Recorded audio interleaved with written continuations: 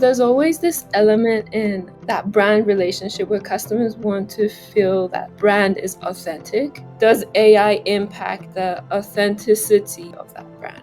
It's effective, but it might have this downfall where your brand might sound less human, less authentic. And so what is that sweet spot where you could use AI but still have audience trust? Welcome to the Tippie Leads podcast. Stories from the University of Iowa's Tippie College of Business that will change the way you work and lead. I'm your host, Nick Westergaard. I teach at Tippie and lead our Story Lab program. This podcast provides another opportunity to share stories from Tippie with our community and beyond. Each season of Tippie Leads, we explore a grand challenge in today's changing world of work. This season, we're looking at artificial intelligence. While AI is changing a lot of things, it's transforming the world of social media. From how we scroll and share, to how marketers create content and connect with audiences. AI is reshaping both sides of the screen, what we see and what we say. To help us understand how, we'll hear from Tippie marketing professor Sogandha Lavie, whose research explores emerging technologies, social media, Web3, and of course, AI. Later in the show, Tippie alum Matt Cardoni, a marketing professional and former adjunct, will share what he's seeing in the digital marketing trenches as AI tools become part of everyday campaigns. And finally, we'll bring it all together with a final Tip E just for you. Ready? Let's get started. Sogandha Lavie is an assistant professor of marketing at the University of Iowa's Tippie College of Business. Her research explores emerging technologies such as NFTs and the economics of blockchain-based marketplaces, as well as online platforms and social media, including how algorithms shape what we see and how marketers reach us. She uses methods from machine learning, causal inference, and econometrics to study how these technologies are changing the marketing landscape. With social media marketing and AI, what exactly do we mean? Is it behind-the-scenes algorithms, front-facing content generation, or both? That's a great question. So I would say what people nowadays call AI is basically the generative AI part. So if the use term of like AI got very popular after ChatGPT, that is the generative AI part. So these algorithms on social media, they've always had AI in them because they're all based on like recommendation systems, and they're all predictive algorithms, and so they always had AI. But now this generative AI element has been added to social media, and that's where we're getting this new environment out. Interesting.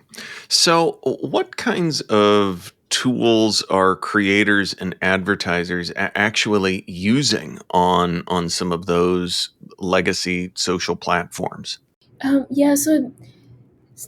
they could use many of the like independent companies that have their own generative AI tools. Let's just start from ChatGPT or many other image generation tools or video AI generation tools. So they could use those and upload them directly on these platforms. Alternatively, these platforms also have like inbuilt sort of like features where people can directly modify or even create AI content. But I think what becomes really interesting is that now with this kind of content, users are facing a whole different social media than what they knew maybe even like 2-3 years ago, with all this new AI content that's available right now. Well, it is interesting, and I feel like even generationally, we're seeing different things. I hear on one hand, my kids talking about looking at something on their feed and then quickly dismissing and saying, "Oh, that's AI." Yeah. And I feel like I can kind of see it. And then generationally, my in-laws, their grandparents are sitting here looking at their social media and are not understanding what is AI and what's not. So it feels like we're at this point where it's really changing what we're seeing and how we're experiencing social media. Yeah, exactly. And like platforms take a lot of different like actions to sort of like show people whether something is AI or not. So now if somebody wants to like post even an AI edited content, they have the option, but I want to focus like on this word option because it's not right.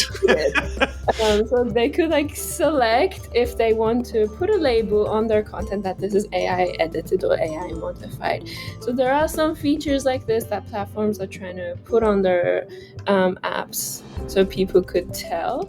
But at the same time, there's no like regulations about these things. So content creators take different actions when it comes to AI. Right. And given all of this, and that so many of these platforms are driven by ad sales, is this changing what gets posted and promoted? It could, yeah. Like the flex. Like I was recently reading like papers on dynamic creative creation. So imagine like um, right now advertisers they would create a creative, run that, and get response, and then edit, and then run another creative on like social media as an ad. But imagine this dynamic happening on a much faster pace where it's fully automated. Like you have like an AI agent that would go look at the ad that you ran, it would go look at the responses, then create the next ad that you would have to run to get like better response in terms of the ads and so on. So it's going to change a lot on that side where you have like you're creating those ads. It's going to make it way automated, much more AI, less human. So Well, and when we talk about A/B testing, like you're describing, it seems like that's something that to marketers has long been a gold standard. So it seems like there is a way in which, as you described, with AI easing, the creation of different creatives, which I used the word creating too much there, but I'll just skip right past that. But for creating multiple creatives like this, it does seem like that's long been a barrier for A/B testing. And if it's easier to try some different things, there's a world in which marketers may see some better results here as well. Exactly. Now you can like there are frameworks, and I've worked some of them are like quantitative frameworks in terms of what are those elements that you could identify exactly like in your picture that's impacting the outcome that you should have received from either a post or an ad.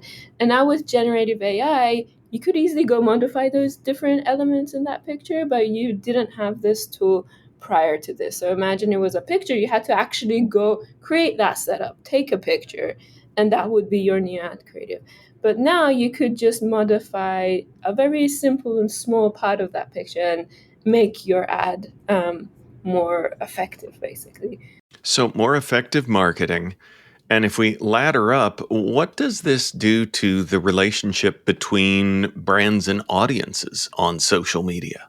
That's a great question, and that relationship is becoming really tricky because there's always this element in that brand relationship where customers want to feel that that brand is authentic, and using AI um, has it's a very a research that like still people are working on that stream of research these days, where does AI impact the authenticity, perceived authenticity of that brand.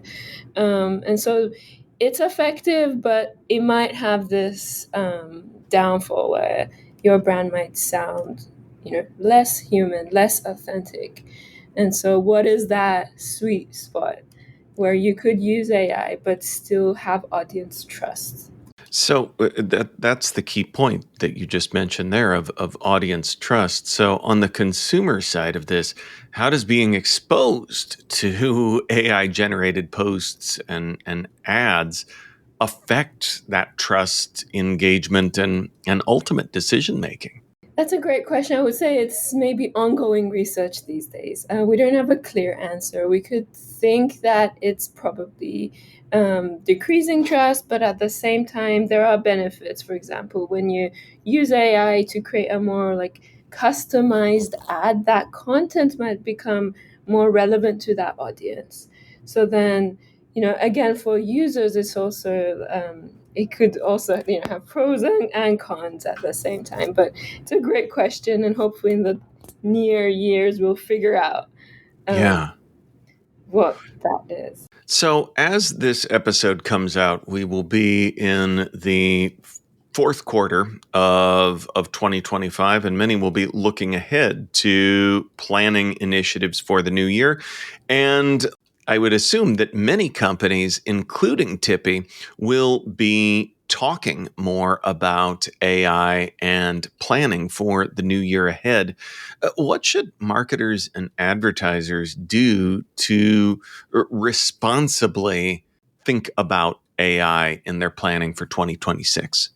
Um, I think the automation isn't everything. Maybe that's the first thing that everybody who wants to use AI to generate an outcome that they would have previously done without AI. That's the first thing to think about. So it is highly automated, but and it will make your tasks more efficient. But there's a lot of bias, ethical constraints, um, often regulations to think about. And so I would say maybe paying more attention to these aspects is something that a lot of like businesses who want to use AI, in particular when it comes to social media, they have to care about. So let's imagine for a moment that that the platforms, the Facebook, Instagram, and so forth, that they've called you out to help consult with them in planning what they're doing around this. What should platforms be doing to ensure transparency and trust as AI generated content grows? Yeah, great question. I think at this moment, the most important thing is to find the best way to make users still trust platforms with the abundance of AI generated content. So, for example, like Meta has got started with sort of like an AI label that came from an internal algorithm that they had where they, put labels if something was edited or not. But there's a lot of error that even comes with this kind of algorithmic classification of AI content. Those algorithms are not perfect as well.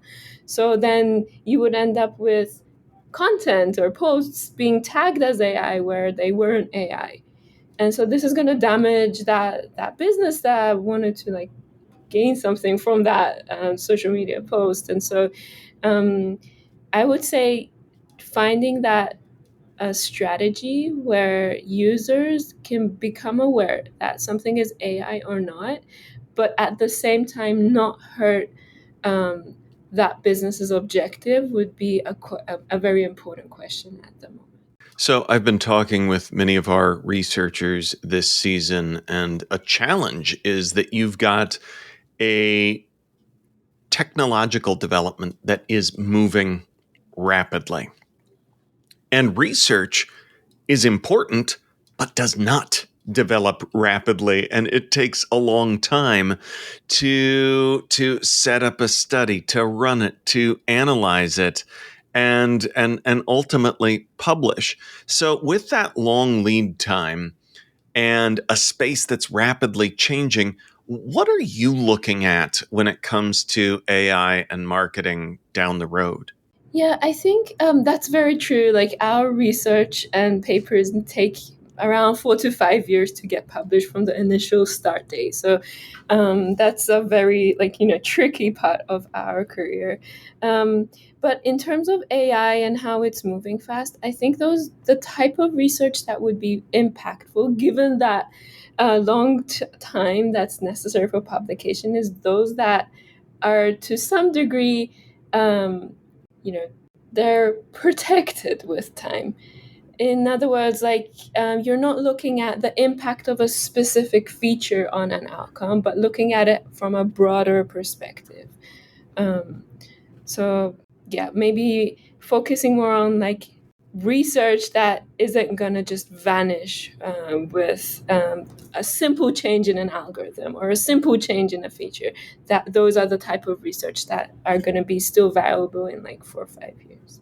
So, what advice would you have for everyday social media users trying to make sense of this AI powered uh, AI powered social feed that they're scrolling through? Yeah, and actually, that's the interest that I have in my research as well, where I really want to help people, protect consumers from not from AI, against the potential harms that AI could have, and so I would say if I want to suggest one tip for people to focus on, maybe in the next 3 months, is to try to um, try to understand the biases or the features in content that makes them believe something is AI or not. It's very tricky, but I think it's very important. It's the same discussion, like conversation we have for misinformation content. So a lot of misinformation doesn't get tagged on social media platforms, but there is still misinformation, and there's ways to reduce the bias from a user's perspective on getting exposed and believing in misinformation. One of the easiest ways is to, like, if you see a link, click on it. If you see a content, don't just believe on that social media post, go search more about it. And so I think the same things will apply to AI content as well. It doesn't matter if it's an AI video of a cat, because that doesn't have any consequences, just watch it and enjoy. But if it's actually a content that has higher stakes, it's important to do your research before believing in that kind of content. So I would say being more proactive on social media, and the information that you're trying to believe is something you've got to practice more with this new environment. Yeah. I'm just glad the AI cat videos are safe. I know, yes. As Sogund highlights, AI isn't an academic concept. It's shaping real marketing decisions today. For a closer look, let's hear from Tippy alum Matt Cardoni, who's seen AI transform content creation, campaign development, and overall digital marketing strategy.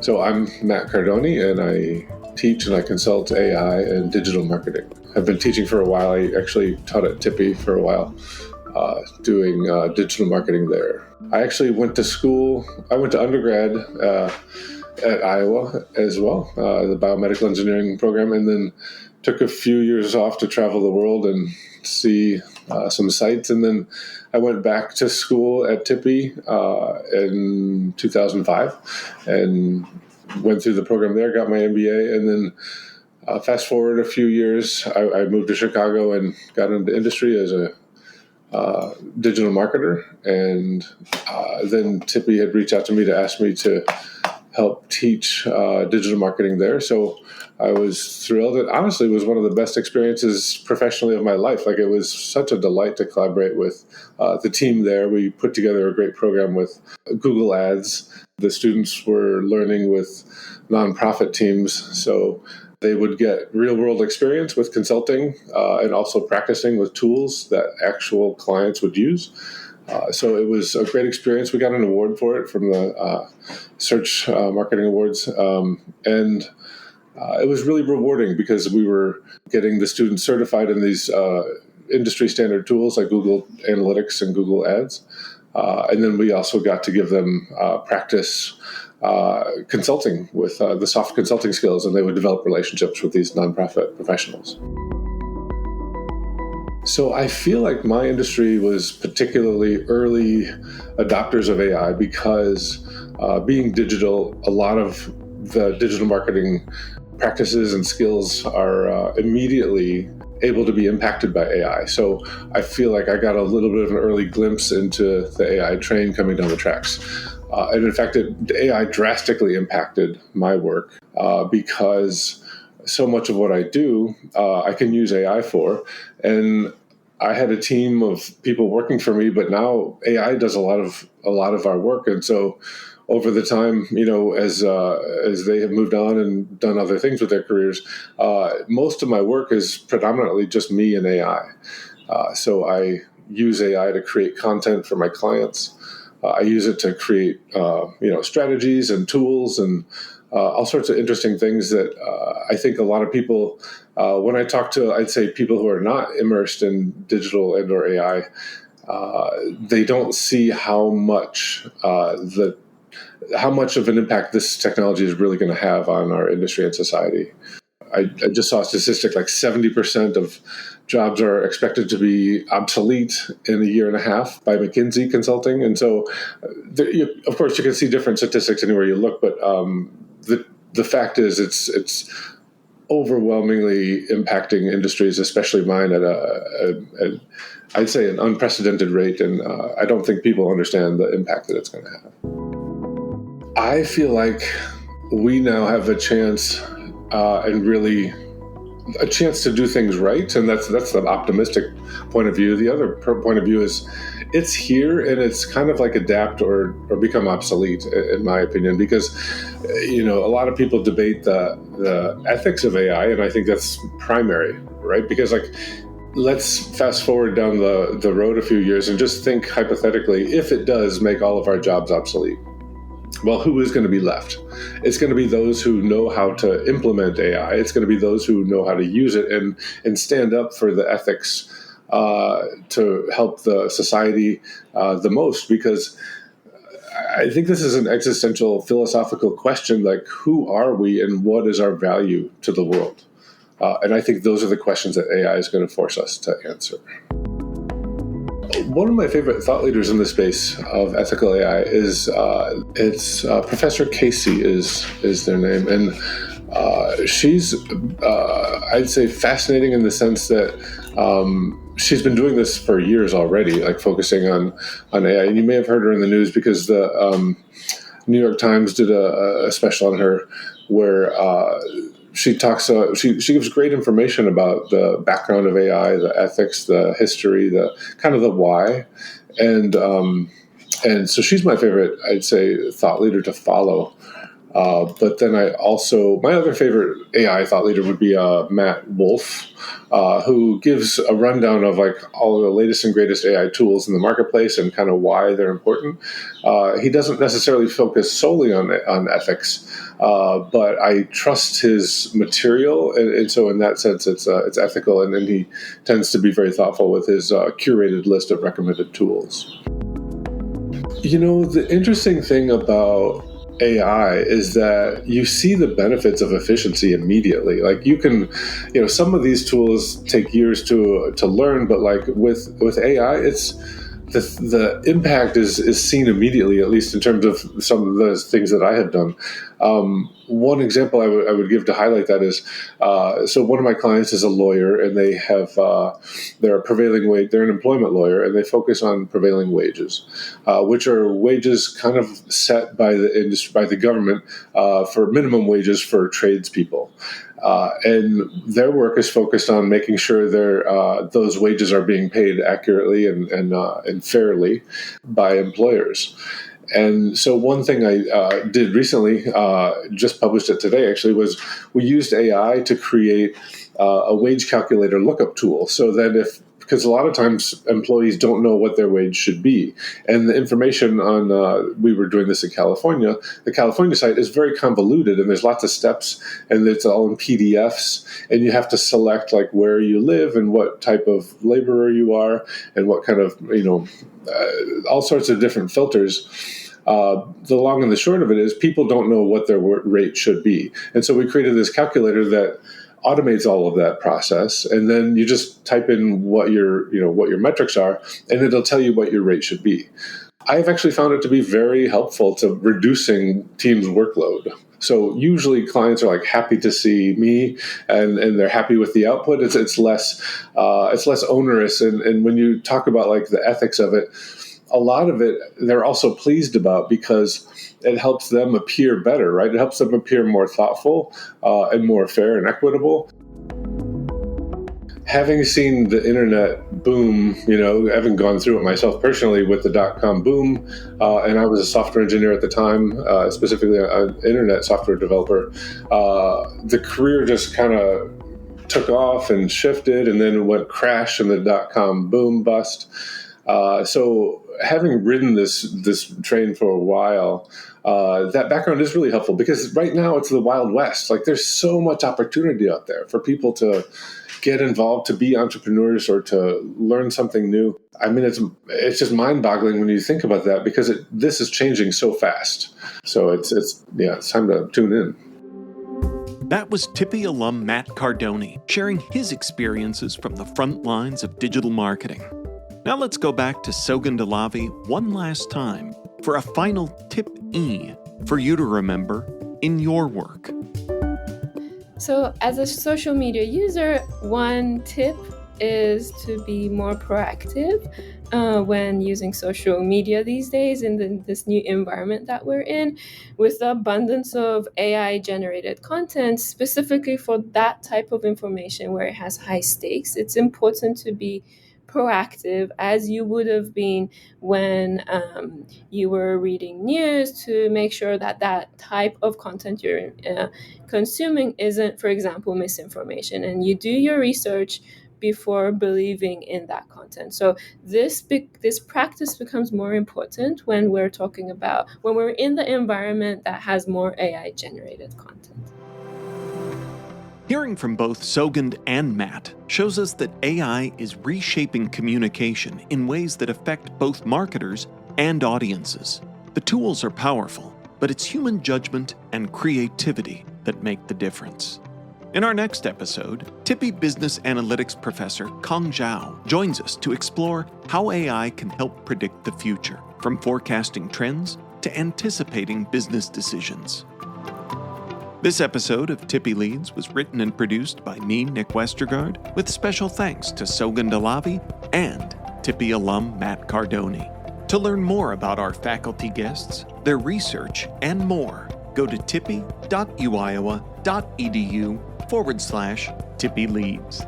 If you like this episode, share it with a friend or coworker, or better yet, subscribe to the show on Spotify, Apple Podcasts, or wherever you like to listen. And if you're feeling generous, consider leaving us a rating or review to help others find the show. This is Nick Westergaard signing off. On behalf of everyone at Tippy, thanks for listening, and go Hawks!